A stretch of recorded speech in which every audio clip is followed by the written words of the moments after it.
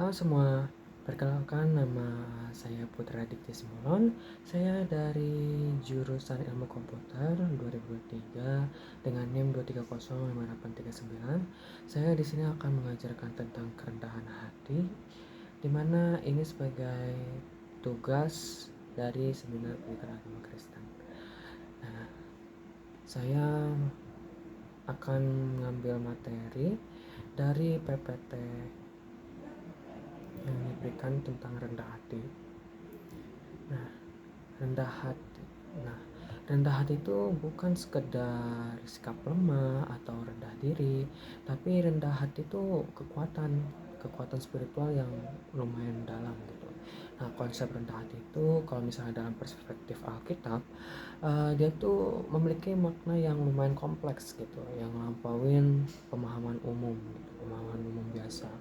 Nah, ini tuh kualitas mulia yang membentuk karakter sejati seorang individu gitu, kita bisa menganggapnya seperti itu, dan mempengaruhi hubungan dengan Tuhan juga, serta mempengaruhi hubungan dengan sesama. Nah, di sini ada beberapa perspektif Alkitabiah ya mengenai rendah hati, perspektif dari firman Tuhan. Misalnya kita di sini ada Mika 6 ayat 8. Demikianlah firman Tuhan, hai manusia, telah diberitahukan kepadamu apa yang baik dan apakah yang dituntut Tuhan daripadamu, selain berlaku adil, mencintai kesetiaan, dan hidup dengan rendah hati di hadapan Allahmu. Nah, Mika 6 ayat 8 ini bisa kita ambil kalau kalau ayat ini tuh mengenai tuntutan ilahi gitu. Nah, ayat ini tuh ngungkapin 3 tuntutan yang diberikan, yaitu berlaku adil, mencintai kesetiaan, dan hidup dengan rendah hati di hadapan Allah gitu. Lalu di sini juga ada dari Amsal 3 ayat 34. Demikian firman Tuhan, Tuhan membenci orang yang tinggi hati, tetapi memberkati orang yang rendah hati. Nah, lalu di sini ada Yakobus 4 ayat 6. Tetapi kasih karunia yang dianugerahkan kepada kita lebih besar daripada itu. Karena itu ia katakan, Allah menentang orang yang congkak, tetapi mengasihani orang yang rendah hati. Nah, dari Amsal 3 ayat 34 dan Yakobus 4 ayat 6 ini mengenai kontras antara kesombongan dan kerendahan hati gitu. Di sini tuh sudah dari kedua ayat ini sudah ditegaskan gitu bahwa Tuhan tuh secara tegas membenci kesombongan. Allah tuh memberikan kasih karunia kepada mereka yang rendah hati. Lalu perbedaan sikap antara orang congkak dan rendah hati itu sangat signifikan begitu dalam pandangan Tuhan. Lalu untuk ayat berikutnya ialah 1 Petrus 5 ayat 5. Demikian jugalah kamu, hai orang-orang muda, tunduklah kepada orang-orang yang tua, dan kamu semua rendahkanlah dirimu seorang terhadap yang lain, sebab Allah menentang orang yang congkak, tetapi mengasihani orang yang rendah hati. Nah, dari situ tuh kita bisa ambil juga dia tuh ayatnya mengenai kerendahan hati dalam relasi gitu. Jadi di sini tuh ada perintah untuk tunduk kepada yang lebih tua, lalu anjuran untuk merendahkan diri satu sama lain, lalu juga di sini ada penegasan bahwa Allah tuh menentang orang yang congkak.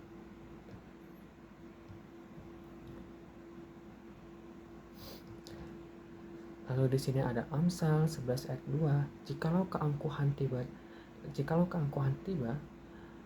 tiba juga cemooh, tetapi hikmat ada pada orang yang rendah hati. Sikap yang terasa oleh orang lain tuh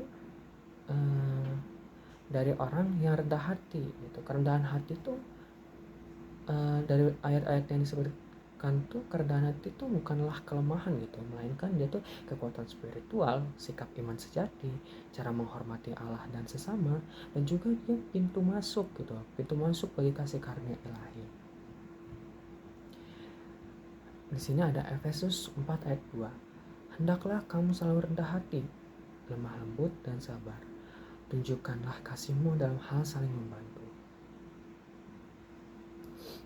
Lalu Filipi 2 ayat 3, dengan tidak mencari kepentingan sendiri atau puji-pujian yang sia-sia, sebaliknya hendaklah dengan rendah hati yang seorang menganggap yang lain lebih utama daripada dirinya sendiri.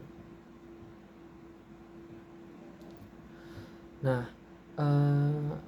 di sini tuh kita bisa menangkap itu karakteristik orang yang rendah hati. Kalau misalnya dari aspek internalnya tuh, dari ayat yang disebutkan tuh, kita tuh enggak mencari kepentingan sendiri gitu dan menganggap orang lain tuh lebih utama, seperti yang pada ayat yang baru saja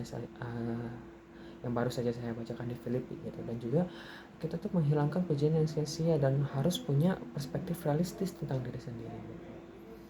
Nah, kalau misalnya dari refleksi spiritualnya, kita menyadari keterbatasan manusia, lalu mengakui kebesaran Allah, memahami posisi diri di hadapan Sang Pencipta. Bagaimana cara agar kita rendah hati gitu? Yang pertama, melihat dan mengenal Allah itu sendiri. Nah, ada di Matius 11 ayat 29. Pikulah kuk yang kupasang dan belajarlah padaku, karena aku lemah lembut dan rendah hati, dan jiwamu akan mendapatkan ketenangan. Lalu ada Filipi 2 ayat 6, yang walaupun dalam rupa Allah, tidak menganggap kesetaraan dengan Allah itu sebagai milik yang harus dipertahankan. Lalu yang kedua, melihat dan mengenal siapa kita.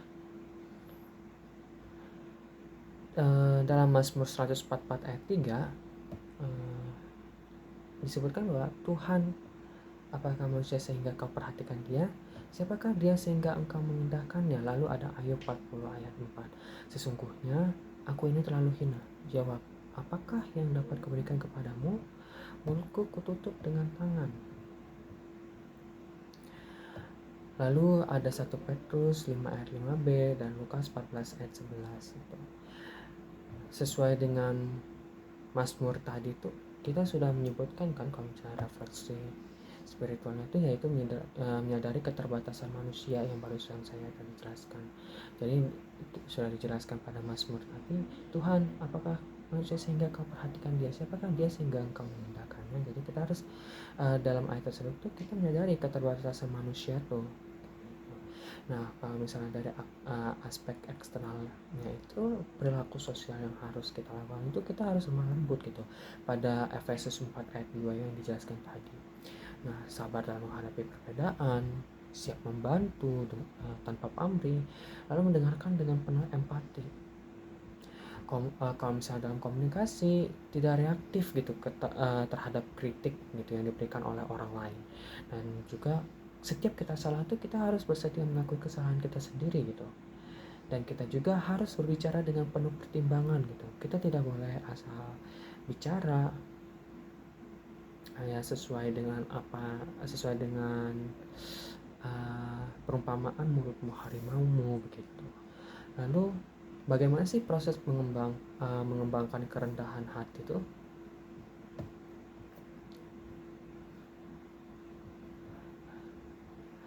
Ya tadi sudah dijelaskan kan, melihat dan mengenal Allah itu sendiri. Jadi kita tuh mengenal Allah lebih dekat gitu. Yang pertama itu teladan Kristus. Jadi kita tuh menganggap Yesus tuh sebagai model kerendahan hati gitu.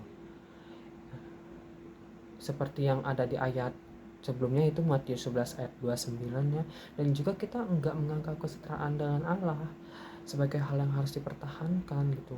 Yang ada tadi tuh pada Filipi 2 ayat 6. Nah, kita tuh seharusnya mengambil posisi melayani, bukan dilayani. Dan juga kita harus memiliki spiritual yang disiplin, doa yang tulus, pembacaan Alkitab, refleksi pribadi, dan keterbukaan terhadap koreksi. Kita tuh harus benar-benar memahami diri sendiri gitu. Kita tidak boleh ego, dan kita juga harus memiliki strategi mengatasi, yaitu introspeksi diri, praktik gratitude gitu. Apa sih manfaatnya? Ya kita bakal dekat dengan Allah, menerima kasih karunia-Nya, pertumbuhan imannya. Dan juga kalau misalnya dimensi relasional ya terutama di hubungan yang sehat gitu. Kerendahan hati itu bukan tujuan akhir, melainkan perjalanan spiritual seumur hidup. Nah, ini tuh butuh kesadaran konstan, praktik berkelanjutan, dan ya keterbukaan terhadap transformasi gitu. Kita harus mau berubah. Sekian dari saya. Terima kasih.